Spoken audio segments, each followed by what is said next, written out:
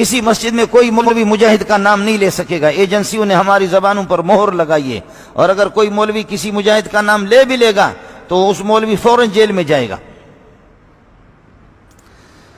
لیکن ظاہر ہے کہ میں دنیا میں کب تک زندہ رہوں گا، مجھے رب کے پاس جانا ہے۔ ایجنسیاں گھسیں، وہ نبی کی جماعت میں بھی منافق گھسے ہوئے تھے، لیکن افغانستان کے لوگ اب تک بھی پہاڑوں میں لڑ رہے ہیں، ان کا حق ہے۔